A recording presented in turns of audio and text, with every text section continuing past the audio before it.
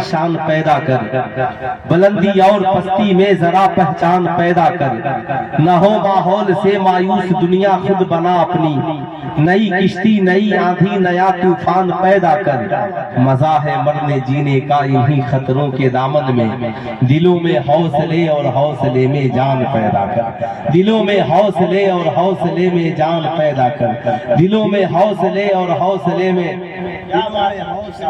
حوصلے میں جان پیدا کر، نہیں تیرا نشیمن قصر سلطانی کے گنبد پر، تو شاہین ہے بسیرا کر پہاڑوں کے چٹانوں پر۔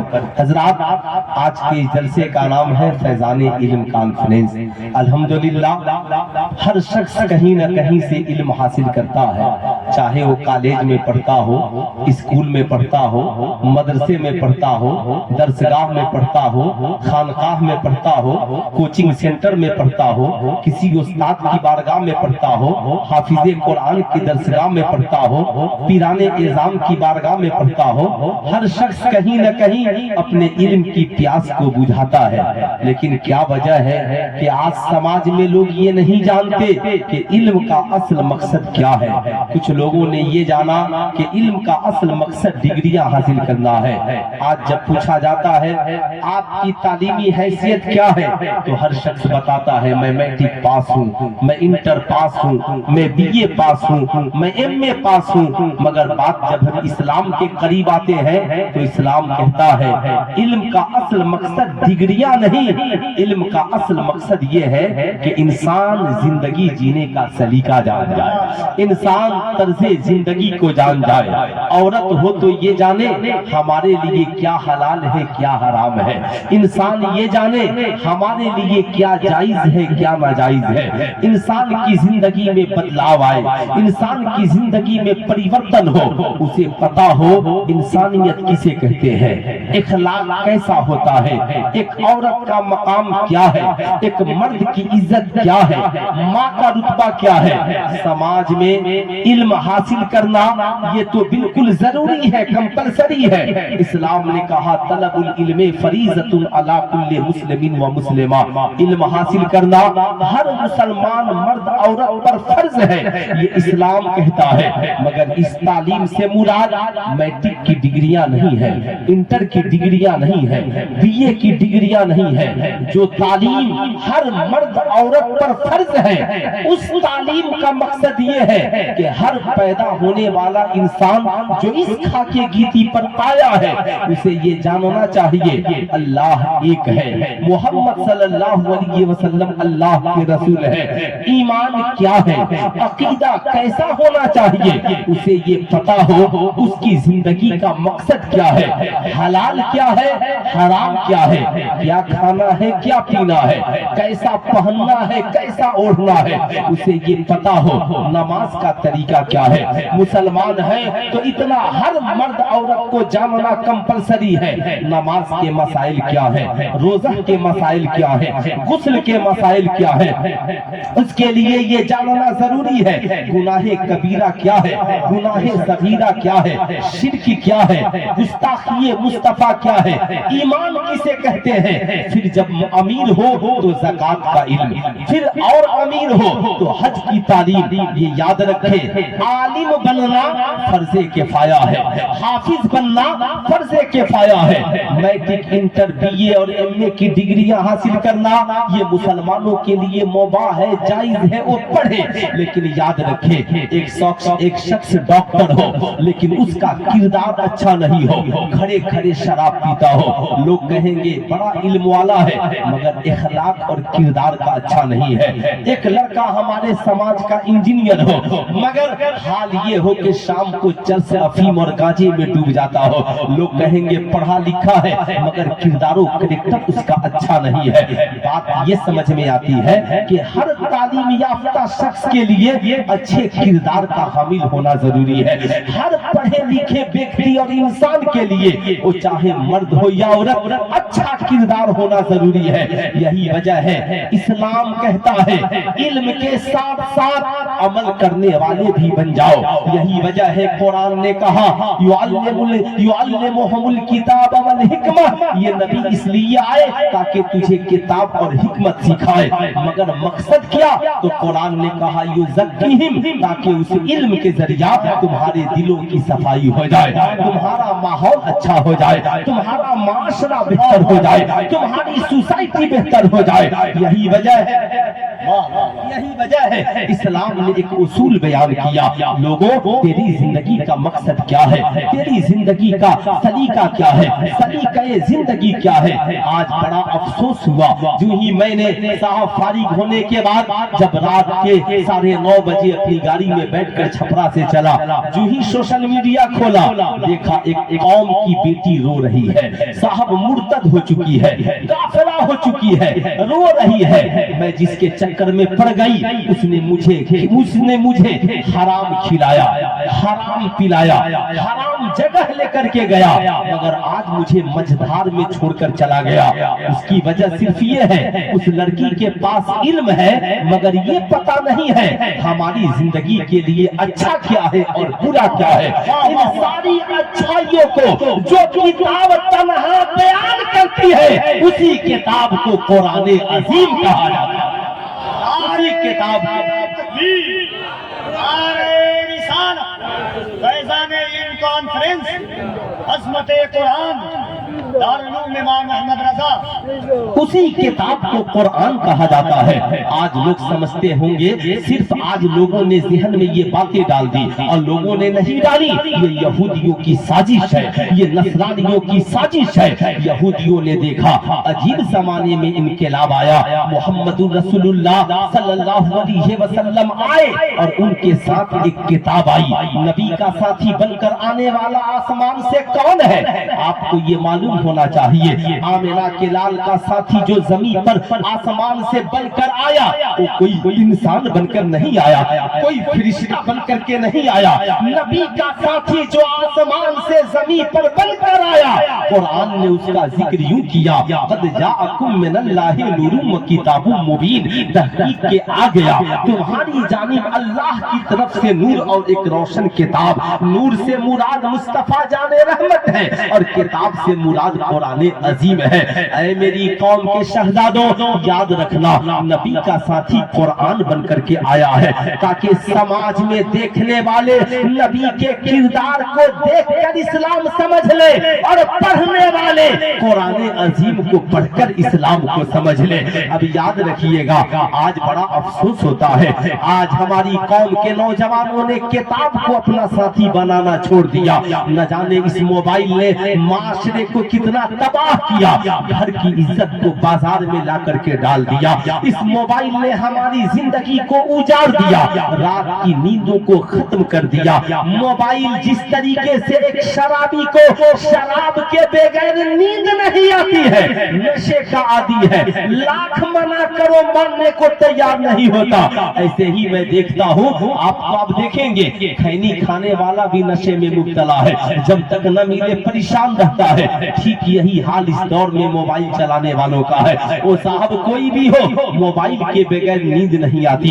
موبائل ہے کدھر؟ لیکن میں کہوں گا یاد رکھیے گا، موبائل کا استعمال صحیح ہو، اس کا میس یوز کیجئے گا، زندگی بھی برباد، آخرت بھی برباد. لیکن آج میں اپنی قوم کے نوجوانوں سے کہوں گا، نبی کا ساتھی تو قرآن بن کر کے آیا، نبی کا ساتھی تو کتاب ہے. میں آپ سے پوچھنا چاہتا ہوں، آپ اپنی زندگی کا ساتھی کتاب کو کیوں نہیں بناتے ہو؟ آپ اپنی زندگی کا ساتھی قرآن کو کیوں نہیں بناتے ہو؟ ہم نے نعرے تو بہت لگائے، الحمدللہ جب دیکھو نعرے لگ رہے ہیں، لیکن ہمارا عمل بھی ہو، ہمارے ساتھ کردار و کریکٹر بھی ہو. الحمدللہ دنیا میں کتابیں بہت ہیں، آپ نے دیکھا ہوگا صاحب ہر بچے کتاب پڑھتے ہیں. میٹرک کے بچے الگ پڑھتے ہیں، انٹر کے بچے الگ پڑھتے ہیں، صاحب بی اے کے بچے الگ پڑھتے ہیں. دنیا दुनिया में किताबों की कमी नहीं है, ऐसे ही सिलेबस की भी कमी नहीं है। मैट्रिक के लिए अलग सिलेबस है, इंटर के लिए अलग सिलेबस है, डॉक्टर के लिए अलग सिलेबस है, इंजीनियर के लिए अलग सिलेबस है, प्रोफेसर के लिए अलग सिलेबस है। ऐसा नहीं होता डॉक्टर इंजीनियरिंग की किताब पढ़े, इंजीनियर डॉक्टरी की किताब पढ़े, डॉक्टर प्रोफेसर की किताब पढ़े। हर इंसान अलग अलग किताबें पढ़ता है। मैट्रिक का बच्चा इंटर की किताबें नहीं पढ़ता, इंटर का बच्चा मैट्रिक की किताबें नहीं पढ़ता, साइंस पढ़ने वाला फलसफे की किताबें नहीं पढ़ता, फलसफी साइंस की किताबें नहीं पढ़ता। ताज्जुब की बात है, लेकिन दुनिया में कोई ऐसी किताब लाओ, किताब एक हो, डॉक्टर भी पढ़ रहा हो, इंजीनियर भी पढ़ रहा हो, प्रोफेसर भी पढ़ रहा हो, मास्टर भी पढ़ रहा हो, डॉक्टर भी पढ़ रहा हो, हाफिज कुरान भी पढ़ रहा हो, आलिम दीन भी पढ़ रहा हो, मुफ्तियाने एज़ाम भी पढ़ रहे हो, मर्द भी पढ़ रहे हो, औरतें भी पढ़ रहे हो, बच्चे भी पढ़ रहे हो, बच्चियां भी पढ़ रही हो। मैट्रिक के बच्चे उसी किताब को, इंटर के बच्चे उसी किताब को, बीए के बच्चे उसी किताब को, एमए के बच्चे उसी के किताब को, जज भी उस किताब को पढ़ रहा है। आप कहोगे मौलाना दुनिया में कौन ऐसी किताब है कि किताब एक हो, औरत भी उसे पढ़े, मर्द भी उसे पढ़े, बच्चा भी उसे पढ़े, जवान भी उसे पढ़े, सारा जमाना उस किताब को पढ़े। तो मैं कहूंगा हाँ हाँ, उसी किताब का नाम कुरान है। जब कुरान को देखो, डॉक्टर साहब भी कुरान पढ़ रहे हैं, इंजीनियर साहब भी कुरान पढ़ रहे हैं, प्रोफेसर भी कुरान पढ़ रहे हैं, साइंटिस्ट भी कुरान पढ़ रहे हैं, आलिम भी कुरान पढ़ रहे हैं, हाफिज भी कुरान पढ़ रहे हैं, मर्द भी कुरान पढ़ रहा है, औरतें भी कुरान पढ़ रही हैं, कुरान सब पढ़ रहे हैं। किताब एक है, पढ़ने वाले अनेक।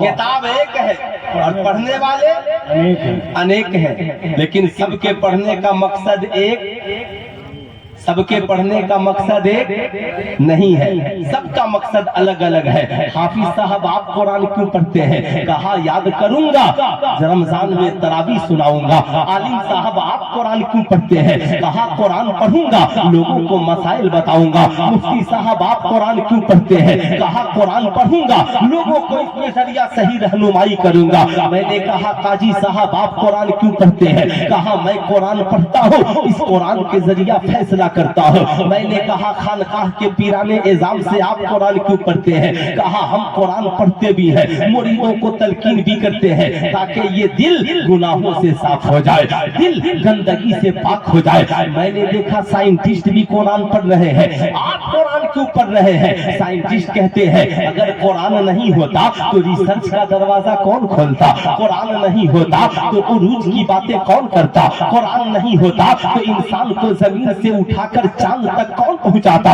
मौलाना हम कुरान इसीलिए पढ़ते हैं कि अल्लाह कुरान में फरमाता है अफला यतदब्बरुनल कुरान, ऐ लोगों क्या बात है, कुरान रखते हो मगर कुरान में गौर व फिक्र नहीं करते हो। मौलाना ये कुरान ही तो है जिसने सबसे पहले रिसर्च करके बताया कि हमने इंसान को कैसे पैदा किया, खलकल इंसाना, हमने इंसान को कैसे पैदा किया, मिनहा खलकनाकुम व फीहा नुईदुकुम व मिनहा नुखरिजुकुम तारतन उखरा।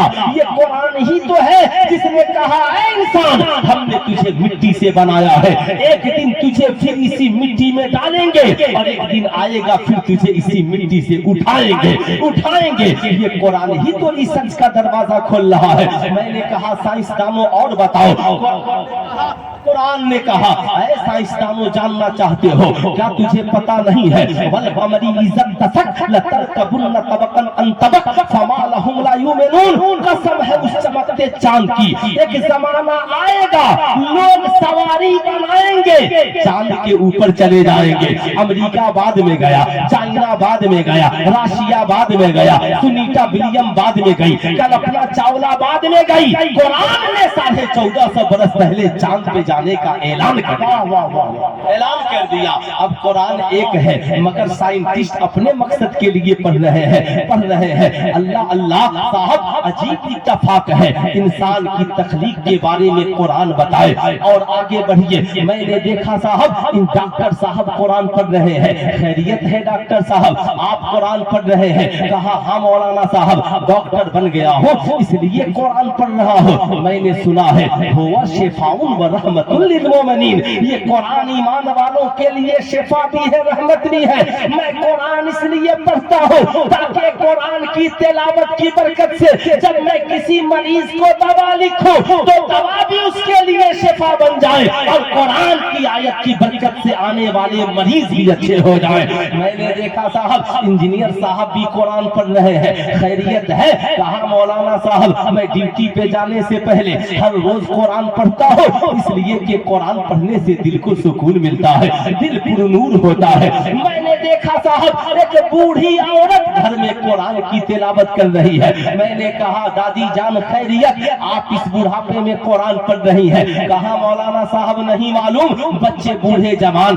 बेटा बेटी पोता पोती जो भी आता है कहता है दादी दुआ कर दीजिए, तो मैं सोचती हूँ दुआ किस जबान से करूँ, इसलिए इस जबान को पाकीज़ा बनाने के लिए मैं रोजाना कुरान की तिलावत करती हूँ ताकि मेरे घर में बरकत का नुज़ूल भी हो और मेरी दुआएं किसी के हक में मकबूल भी हो, किसी के हक में मकबूल भी हो। मैंने कहा ताज्जुब है, देखा एक बच्चा कब्रिस्तान में अपने बाप की कब्र पे खड़ा है और खड़े होकर के कुरान की तिलावत कर रहा है। मैंने कहा शहजादे खैरियत, किताबें तो हिंदुस्तान में पढ़ी जाती है, आप कब्रिस्तान में पढ़ रहे हो, ये कौन सी किताब है? कहा मौलाना ये कुरान अजीम है, दुनिया में जितनी किताबें हैं सब सिर्फ जिंदों के लिए है, यानी जिंदा पढ़े तो कामयाब हो। ऐसी कोई किताब लाए जो मुर्दों को फायदा पहुंचा दे। है इंग्लिश में कोई ऐसी किताब? है फारसी में कोई ऐसी किताब? बताओ ईमानदारी के साथ, है कोई हिंदी में ऐसी किताब? है कोई ऐसी किताब तो लाओ जो मुर्दों के काम आ जाए। आप कहेंगे नहीं मौलाना, हम जितनी किताबें पढ़ते हैं वो सब दुनिया में काम आती है,